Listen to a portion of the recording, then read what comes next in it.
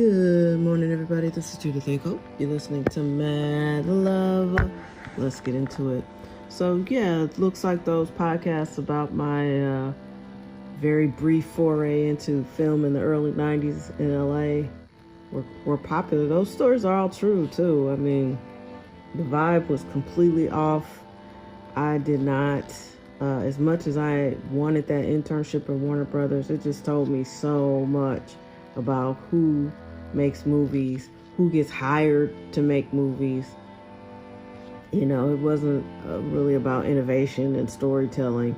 You know, the studios at that time, they wanted to make money, and they hired a bunch of Nepo babies to help them run their studios. And that's pretty much how it went. I don't know if Bill Gerber was a Nepo baby, but I did enjoy working for him. He was quite a hothead, but you know, I did reach back out to him and he agreed to run coverage on Adore, but he just, you know, it's in a vault somewhere or it's been trashed. It's been a long time. So I don't know. And then, of course, you know, Bill Gerber went on to have a huge career. And another guy, I can't think of his name right now, but he went on to do the Batman movies and he was an exec there. You know, a few of them really carved out a lane for themselves.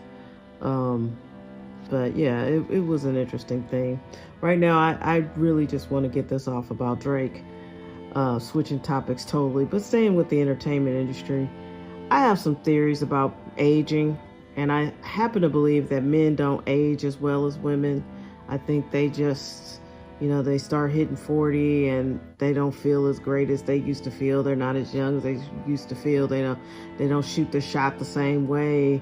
You know, physical changes. Drake is the epitome of this theory that I have. He's going to be 40. He's been making such a big deal about this Iceman record. He then releases 3 records.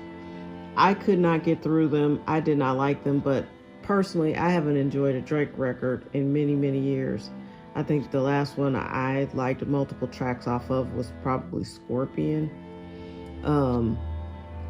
I just think this is a guy that just isn't, his heart isn't in it anymore, but his ego is like, I got to keep doing this either for just praise or for cash. Like he either has spent so much money or he never made as much money as we thought he made. Something is going on.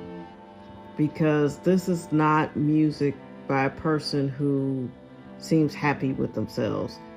And as much as he tries to say he just sits around laughing about what happened with Kendrick, you know, Kendrick wounded this dude, maybe mortally. I don't know that Drake will ever be the same.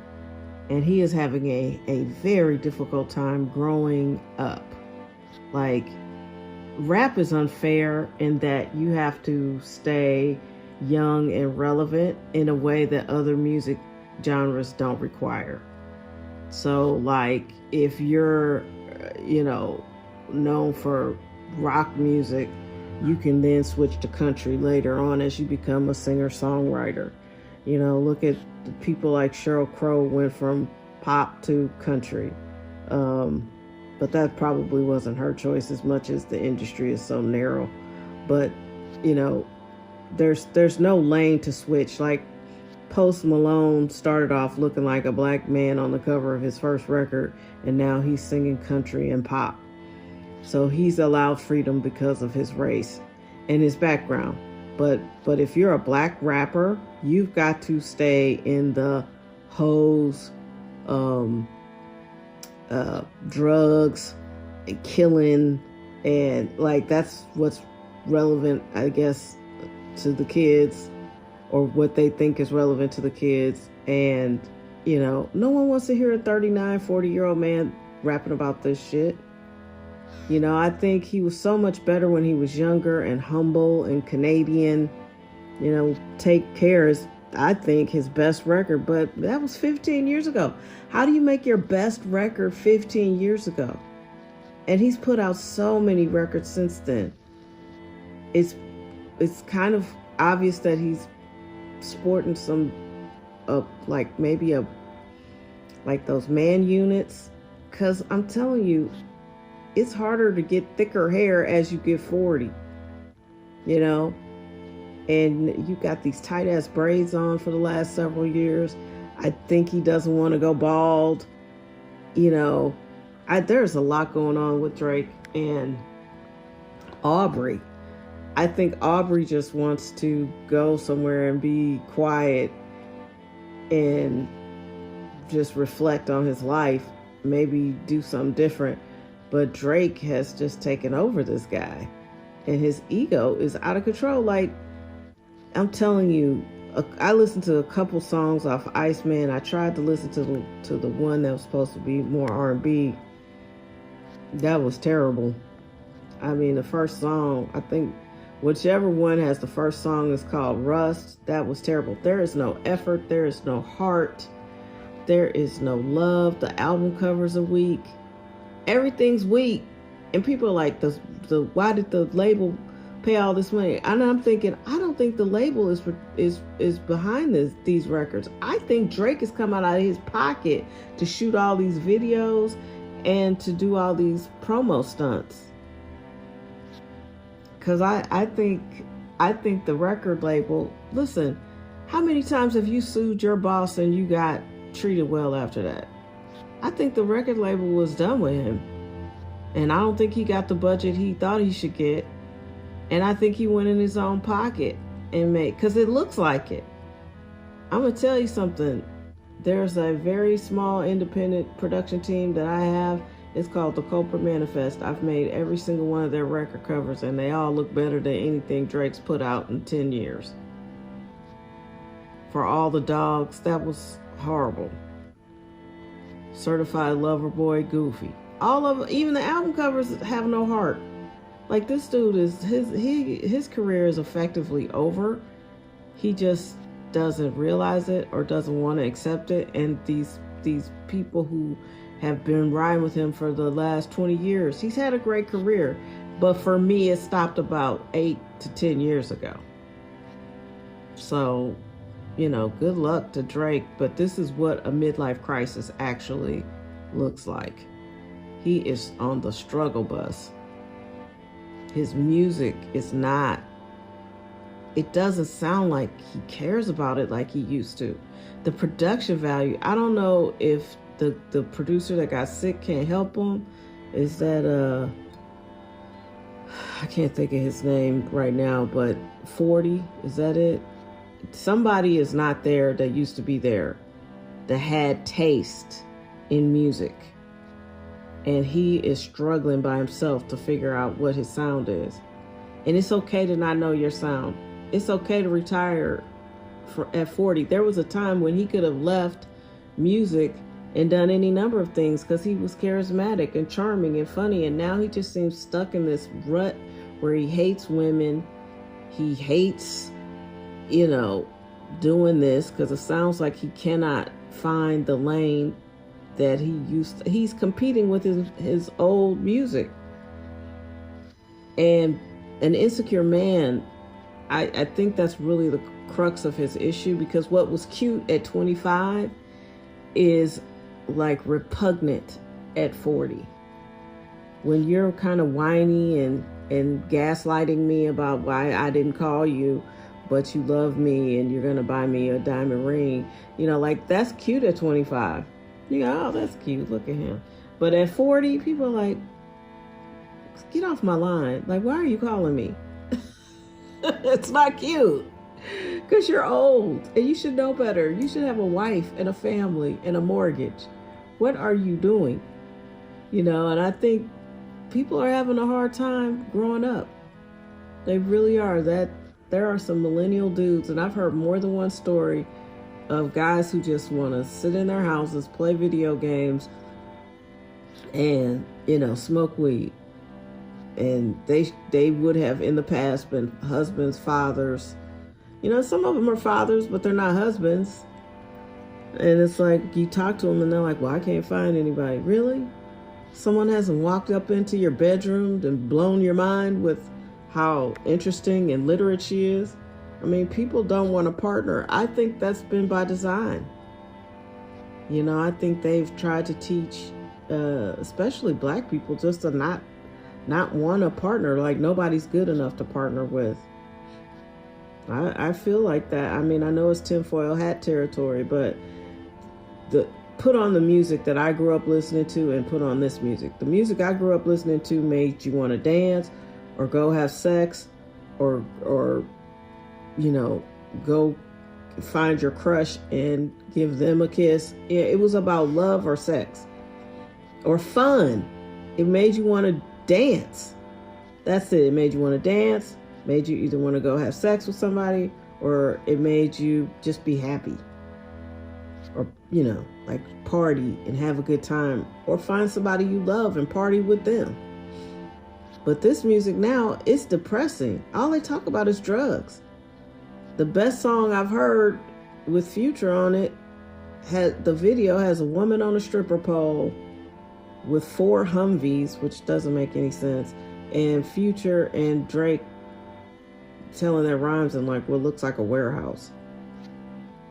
And Future, all he talks about is drugs, even though I've heard he doesn't do any drugs. Like, what are we doing out here? I don't know. Drake has a problem, and it's mainly Drake. And I hope Aubrey decides to retire and let Drake be Drake, because right now he is crushing his earlier successes under the weight of mediocrity and ego. And it's really, really hard to watch. Speaking of hard to watch, why am I obsessed with watching this very, very obese young girl eat food on Facebook? She's not that young because she's married, but I don't know what our society has devolved into, because this girl she cooks huge portions, she buys big portions, and she makes these giant plates, and she sits in front of the camera and eats this food. And all the notes, all the comments are like, you so big, you shouldn't be eating that. You eat enough for 4 people. You so big, we can't even see your ears when you looking at the camera. Like, it's just all insults. And then it'll be like one person like, that food do look fire. And then the rest is like, why you going to the gym if you gonna just eat like this? And like everybody just roasts this girl. And I'm like, does she read these comments? How does she even continue to do this?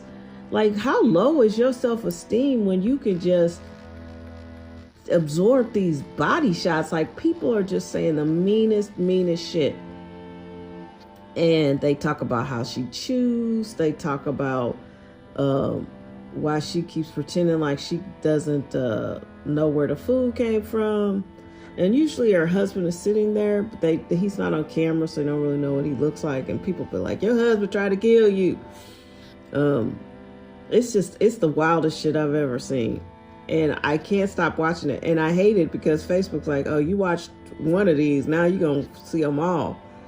And I don't know what we've become as a society, because, this girl we're watching her eat herself to death. She's joined some sort of gym, but she was out in front of the gym eating like, some sort of fast food breakfast. It's like, you can't outwork out a bad diet. There's no exercise that you could do that will negate eating like this. And the portions. So I don't know. Anyway, I'm working on an app. I had a very productive weekend, and there's an app that I got an idea from. Again, Gary Vee gives me a lot of great ideas, and it is probably best described as non-social media.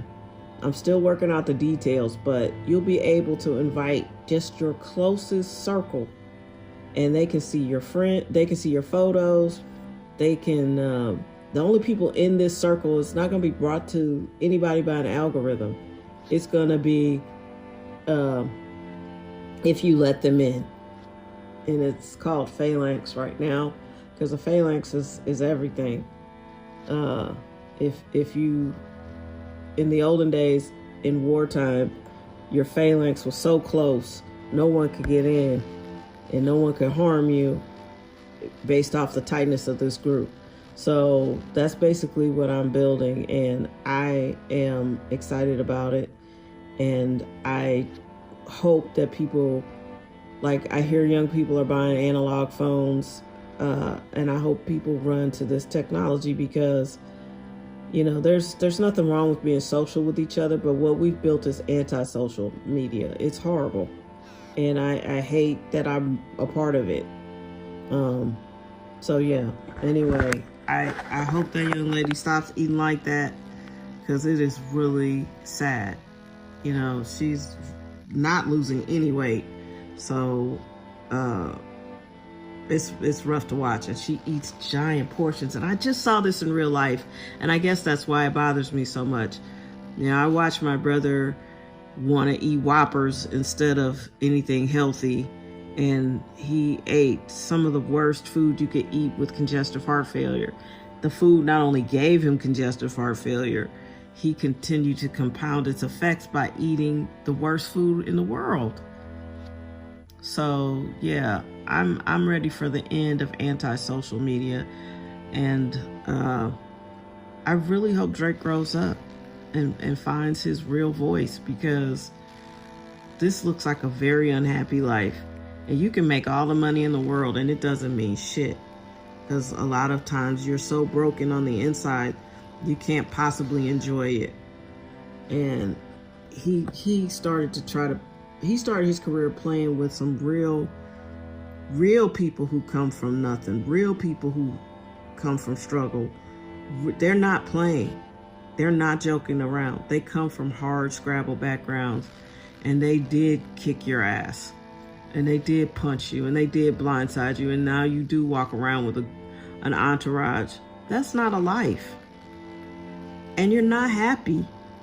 These little sad little songs you done put together, you know, just find a hobby, Drake. Just talk to Aubrey and go find out what Aubrey really wants to do at 40, because this ain't it. This can't be it, because those records were not good. They were not inspired. They felt lifeless. And maybe there's an explanation for it other than he's just too old to be doing this and talking about the stuff he's talking about. But think about it. Jay-Z could only make his career last as long as it did because of Beyonce. He kept appearing on her records, but he was about 5 to 10 years past his prime. No one wants to hear an old man talk about this shit, and I'm sorry you picked that genre, but hey, talk about old man shit. Talk about losing your hair and buying yourself some abs and erectile dysfunction. It may not be relevant to the kids, but at least it would be honest. I'm speculating, but I've known 40-year-old men. That's about the time when you look down as a guy and it's like, hey, where did all my virility go? Where are my muscles? Yeah, that's what Drake is experiencing. Where are my muscles? And he has so much money he can go buy some. That's sad. Nobody would ever say that's not the saddest shit they've ever heard. All right, have an amazing Monday, May 18th. Bye.